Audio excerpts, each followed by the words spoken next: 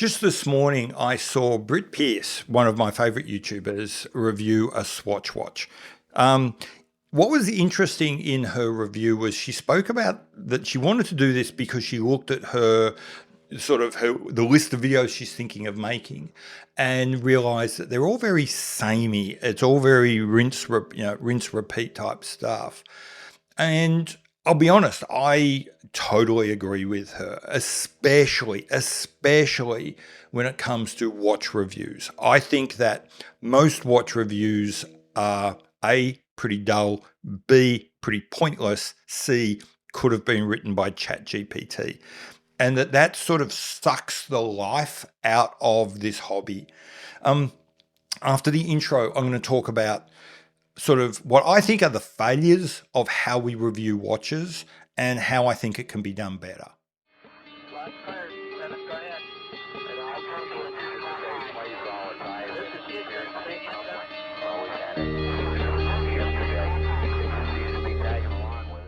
Hi, I'm Pete McConville, and if overthinking, overanalyzing, and just geeking out on watches is of interest to you, keep on watching because that's what I do. Hopefully I do it well, but then on the other hand, I've been running this channel for around about 6 years now, I think, and I'm still at under 10,000 subs. So you know what? Don't listen to me. I am terrible at this, but if you want to keep having a go, please watch this video, and if you like it, like, subscribe, do all that sort of stuff. Okay, so I'm going to talk about the 3 things I think every watch reviewer gets wrong and why watch reviews have become so anodyne and so boring and kind of suck the life out of the hobby. The first is, 1, all watch reviewers seem to think that we all only own one watch. The truth is, most of us, according to every study I've ever read, every survey I've ever done, every review and article I've ever seen anywhere else, most of us have somewhere around 8 to 12 watches. There are crazies like me with 60, 70 plus. There's a few people with 3 or 4, almost no one with 1. I literally do not know a single person with 1 watch. And yet, we review every watch as if you're only going to have 1 watch. And what that does is it shrinks down what would be acceptable, what would be what the requirements of a watch down to what it has to be if it's going to be your only watch.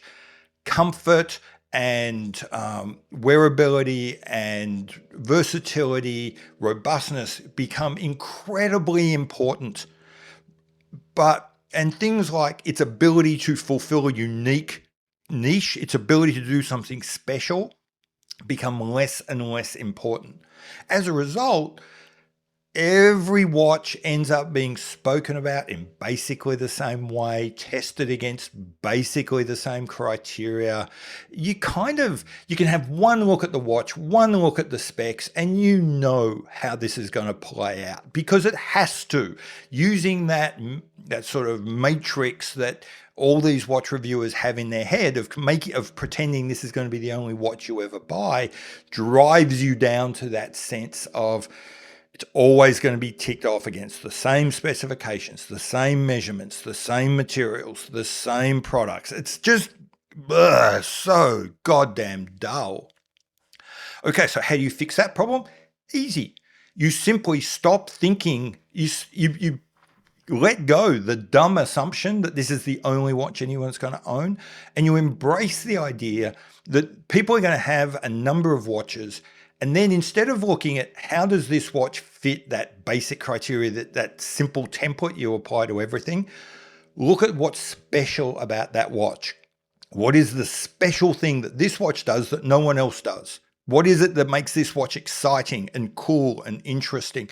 Why might someone want to add this to their collection when they've already got other watches? Suddenly we're out of the rut of it's 40 and 20 and it's made from 316L steel and it's got sapphire crystal and a signed crown and blah, blah, bloody blah. And instead, we're now talking about things that are interesting and exciting and special and engaging. And it's just something I'm interested in watching and listening to. Okay, so the second mistake that everyone seems to make when they're reviewing watches, and this is more when they're doing some sort of comparison, is kind of a flow on from the first, the idea that everyone's going to buy just that one watch. And this is making everything an either or. You're either going to buy a Rolex or you're going to buy a sub or you're going to buy an Omega. You're either going to buy a Santos or you're going to buy a Seamaster. You're either going to buy a Tag or you're going to buy a Tudor. And that's just not reality. The truth is, most of us own multiple brands. Most of us are interested in different things from different brands because the brands do different things.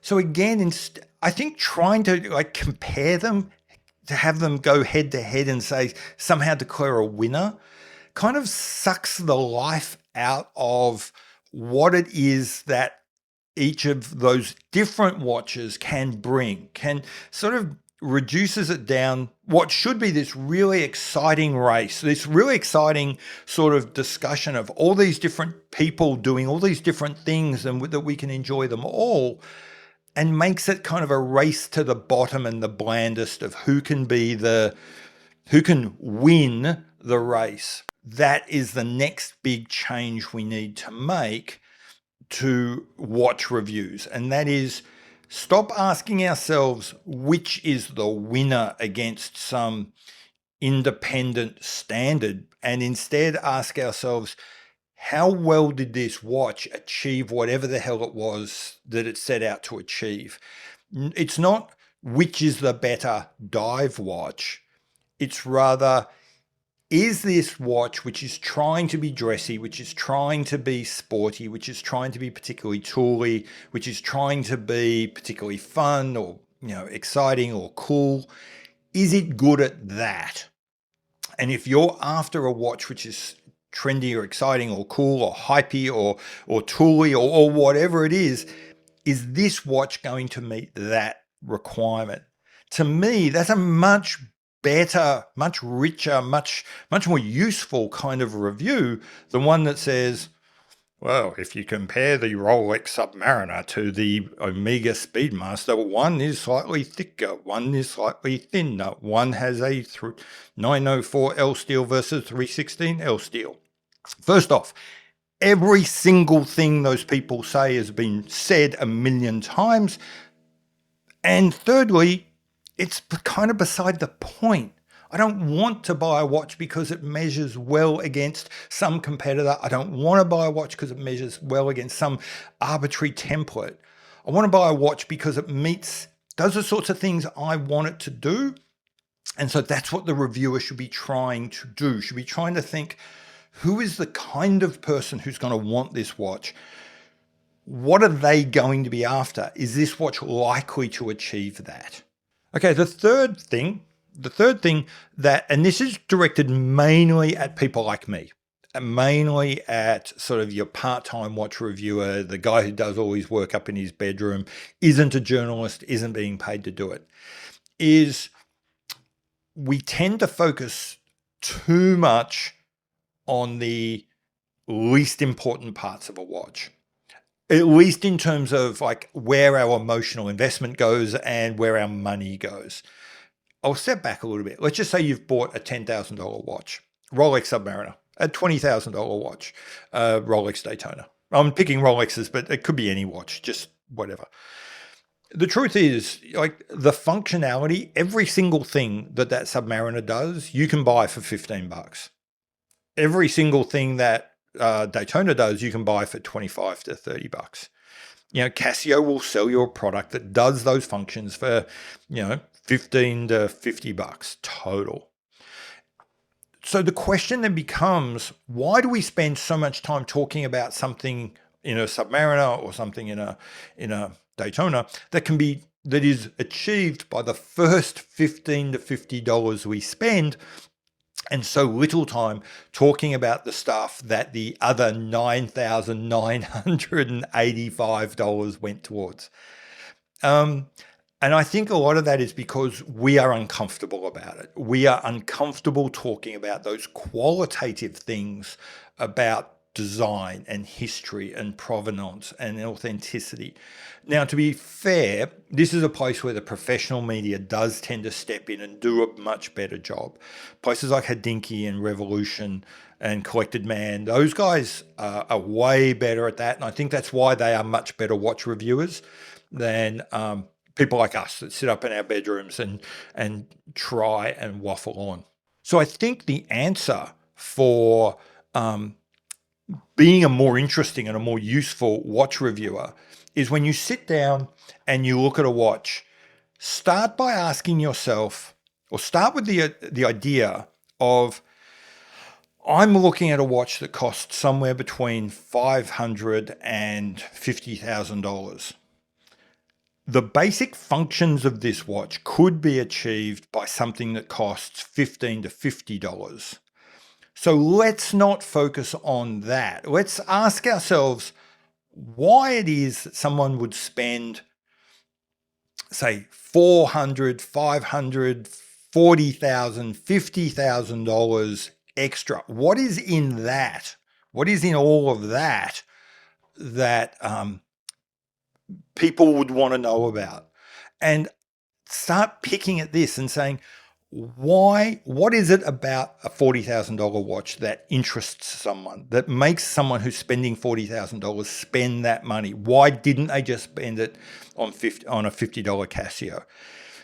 So then say, you know what, I'm guessing that $39,000 has something to do with, you know what, something to do with status, has something to do with hierarchy, has something to do with craftsmanship, has something to do with history, has something to do with authenticity.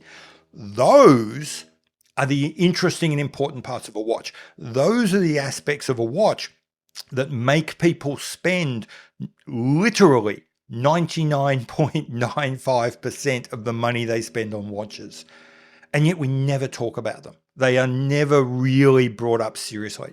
People spend all their time and energy talking about the 0.5% of what goes into a watch purchase. And I think if people stopped doing that and they started thinking about where is the other 99% of our attention going, watch reviews in general would be way more useful and way more fun. So anyway, that's it. That's my take on what's wrong with watch reviews, why they're dull, why they're boring, why I've certainly stopped watching them, and what I think it would take.